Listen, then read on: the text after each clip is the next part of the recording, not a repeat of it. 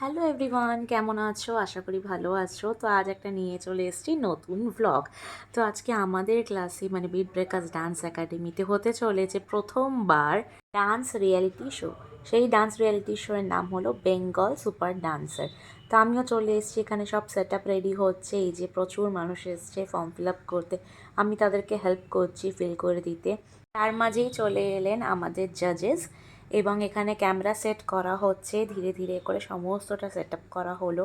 প্রচুর বাচ্চারা এলো, তারা নিজেদের ফর্ম ফিল আপ করলো, তারা নিজেদের পারফরমেন্স দেখালো। এখানে স্যারও তাদের হেল্প করে দিচ্ছে, সেখানে আমাদের ক্লাসের বাচ্চারাও ছিল।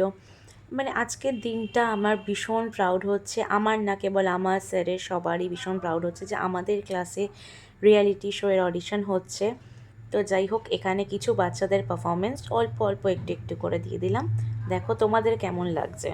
অ্যাজ আ কোরিওগ্রাফার আমরা সাফল্যটা তখনই পাই যখন দিনের পর দিন, মাসের পর মাস বাচ্চাদের শেখানোর পর বাচ্চারা আমাদের কথা শুনে ভালো করে সেটা বুঝে শিখে, এবং তাদের প্যারেন্টসদের এতটা কৃতিত্ব, তারা প্রত্যেক দিন ক্লাসে নিয়ে এসে বাচ্চাদের শেখান এবং আমাদেরকে এতটা পরিমাণে উৎসাহিত করেন। সেই সমস্ত কিছুটা যখন সাফল্যতা আসে, যখন তারা একটা টিভি চ্যানেলের জন্য, একটা রিয়েলিটি শোর জন্য ডান্স করে সিলেক্টেড হন, এটা হলো আমাদের এন্ডিং মোমেন্ট, যেখানে আমরা প্রচুর মানুষ, এছাড়াও আরও মানুষ এসেছিলেন যারা সেই মুহূর্তে ছিলেন না।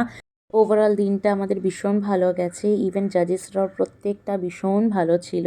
এবং এই যে রিয়েলিটি শো এর প্রত্যেকটা মানুষ, প্রত্যেকজন ভীষণ পরিমাণে সাপোর্টিভ, ভীষণ পরিমাণে ভালো ছিল। এই যে জাজেসরা কি সুন্দর তাদের মূল্যবান বক্তব্য দিচ্ছেন। আমাদের শেষে কয়েকটা ফটো দিয়ে শেষ করলাম। আপনাদের কেমন লেগেছে ব্লগটা অবশ্যই জানাবেন। Bye, take care.